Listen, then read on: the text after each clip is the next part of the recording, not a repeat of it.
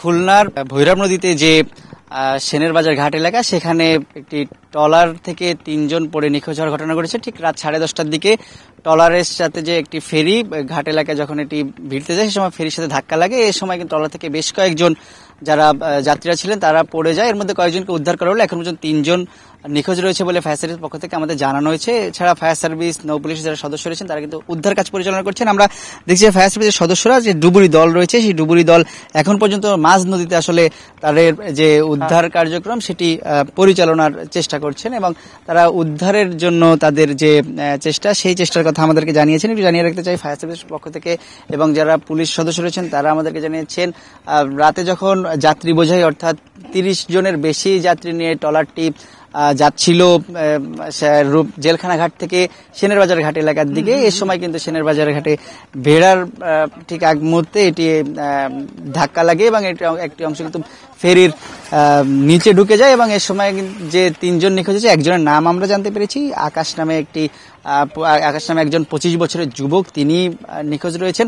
এবং এ সময়ের যে কথা, যেহেতু 10:30 থেকে 11টা, ওই সময় আসলে জোয়ারের কারণে নদীতে তীব্র স্রোত ছিল এবং ফায়ার সার্ভিসের সদস্যরা আমাদেরকে জানিয়েছেন এই যে যাত্রীবাহী ট্রলার থেকে যারা নিখোঁজ হয়েছেন তারা যেহেতু স্রোত ছিল নদীতে তীব্র এবং এই জোয়ারের কারণে অনেক দূরে চলে যেতে পারেন, সেজন্য তারা একাধিক পয়েন্টে আসলে তাদের যে তল্লাশি কার্যক্রম সেটি পরিচালনা করছেন এবং যে 80 ফুট পর্যন্ত পানির নিচে তারা গিয়েছেন বলে আমাদেরকে জানিয়েছেন। এবং তলদেশ আসলে নদীর তলদেশ একদম সমান হওয়ার কারণে এটি আসলে যদি কেউ নিখোঁজ হয়ে আসলে ডুবন্ত অবস্থায় থাকেনও, তাদেরকে একই স্থানে থাকার সম্ভাবনা নেই আসলে তারা বলছেন এবং এটি তাদের যে চেষ্টা, সেই চেষ্টা চালিয়ে যাচ্ছেন। এবং ফায়ার সার্ভিসের পক্ষ থেকে আরো জানানো হয়েছে, সময়ের সাথে সাথে স্রোত যদি আরো বাড়ে সেক্ষেত্রে তাদের উদ্ধার কার্যক্রম চালাতে আরো বেগ পেতে হবে, সেক্ষেত্রে হয়তো সকাল পর্যন্ত অপেক্ষা করতে হবে। একটু জানিয়ে রাখতে চাই, ফায়ার সার্ভিসের সদস্যরা পাশাপাশি নৌ পুলিশ সদস্যদের আমরা দেখেছি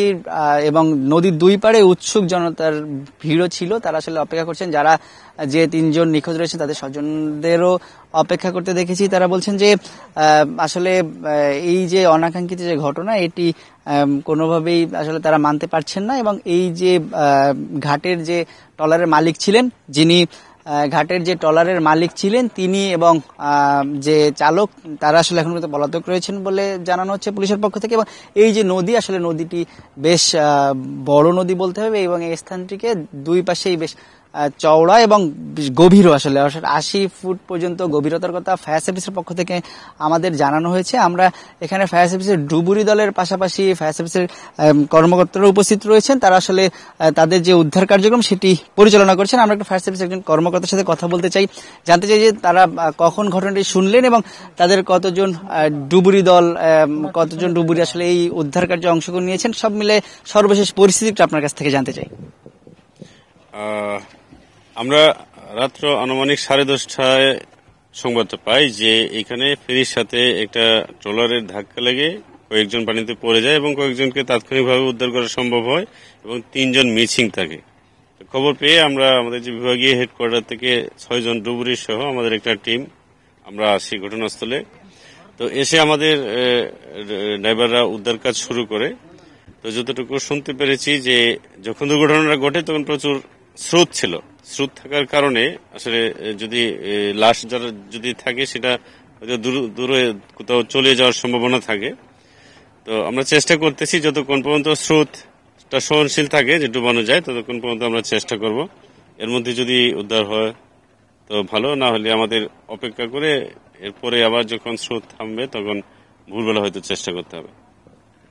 আমরা শুনছিলাম যে যিনি এখানে কয়েকজন ফায়ার সার্ভিসের কর্মকর্তা রয়েছেন, তিনি ঘটনার কথা জানাচ্ছিলেন, বলছিলেন যে তাদের যে খবর পাওয়ার ভিত্তিতে 6 জন ডুবুরি এখন পর্যন্ত তাদের যে চেষ্টা সেটি চালিয়ে যাচ্ছেন। একটু যদি দেখাতে চাই, আমরা এই একটি সাইড আসলে সেনের বাজার ঘাট নামে পরিচিত এবং এই ঘাটটিতেই আসলে যাত্রীদের নিয়ে যারা ধারণা করা হচ্ছে খুলনা থেকে কাজ শেষ করে বিভিন্ন জায়গা থেকে তারা এই ঘাটের দিকে আসছিলেন, অর্থাৎ এই দিকেই তাদের বাসা বাড়ি হবে এবং সেই গন্তব্যে আসলে তারা ফেরার জন্য এই ট্রলারে উঠেছিলেন। এবং ট্রলারে আসলে ঠিক কতজন ছিলেন সেটি এখন পর্যন্ত নিশ্চিত হওয়া যায়নি, অর্থাৎ এটি কি ধারণ ক্ষমতার চেয়ে বেশি যাত্রী ট্রলারটিতে ছিল কিনা, অথবা এই ধাক্কার ঠিক কিভাবে লাগার কোনো কারণ এখন পর্যন্ত জানা যায়নি। তবে সেই চেষ্টাটি করা হচ্ছে। আমরা দেখছি যে ডুবুরি দলের যে সদস্যরা রয়েছেন তারা আসলে চেষ্টা করে যাচ্ছেন তাদের, এবং তারা ডাইভ শেষ করে উঠছেন এবং কিছুক্ষণ পরপরই তারা তাদের সামর্থ্যের মধ্যে থেকে সবটুকু চেষ্টা চালিয়ে যাচ্ছেন উদ্ধার কাজের। আমরা ফায়ার সার্ভিসের ডুবুরি দলের সদস্য যেমন দেখেছি, আমরা নৌ পুলিশের সদস্যদের আসলে টহল দিতে দেখেছি। তারা উদ্ধার কাজের চেষ্টা চালাচ্ছেন এবং তারা বলছেন যে উদ্ধার না হওয়া পর্যন্ত চেষ্টা অব্যাহত থাকবে। তবে যদি স্রোত বেড়ে যায় আসলে তবে তীব্র স্রোতে আসলে নদীর নিচে, যেহেতু এটি বেশ গভীর, অন্তত 80 ফুটের কথা আমাদের এখানে যারা সদস্য রয়েছেন তারা জানিয়েছেন, সেক্ষেত্রে এত নিচ থেকে এই তীব্র স্রোতের মধ্যে আসলে যে উদ্ধার কাজ চালানো খুবই দুষ্কর একটি বিষয়। তো সেক্ষেত্রে হয়তো এটি স্রোত যতক্ষণ না বাড়বে ততক্ষণ তারা চেষ্টা চালাবেন। এরপরে ফায়ার সার্ভিস সদস্যরা হয়তো সকাল পর্যন্ত অপেক্ষা করতে হবে এই স্রোতটি কমার জন্য। তবে এখন পর্যন্ত যে 3 জনের নিখোঁজের কথা জানা গেছে, এই নিখোঁজের সংখ্যা কি আরো বেশি কিনা বা এটি আরো বাড়বে কিনা সে এখন পর্যন্ত নিশ্চিত হওয়া যায়নি। এবং এটি নিশ্চিত না হওয়ার কারণে যারা উদ্ধার কাজে উৎসুক জনতা তারাও তাদের কথা জানাচ্ছেন। অর্থাৎ যেহেতু এটি ট্রলার ধাক্কা লেগে বেশ কিছু মানুষ নদীতে পড়ে যাওয়ার ঘটনা ঘটছে, বিভিন্ন রকম গুঞ্জন আসলে শোনা যাচ্ছে।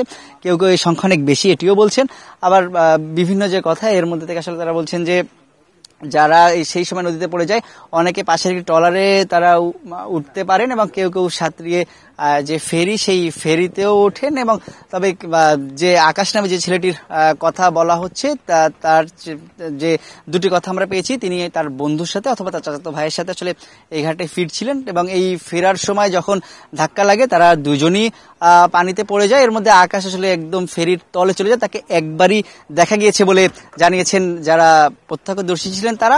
এবং এরপর থেকে কিন্তু আসলে আকাশের খোঁজ পাওয়া যায়নি বলে সর্বশেষ আমরা খবর পেয়েছি। তবে ফায়ার সার্ভিস বলছে যে উদ্ধার অভিযান তাদের অব্যাহত থাকবে এবং যদি নদীতে স্রোত বেড়ে যায় তবে সেক্ষেত্রে সকাল পর্যন্ত স্থগিত রাখা হতে পারে। তো খুলনা থেকে যে নদীতে ট্রলার থেকে মানুষ পড়ে যাওয়ার ঘটনা এবং যে নিখোঁজের খবর আমার কাছে এই ছিল সর্বশেষ।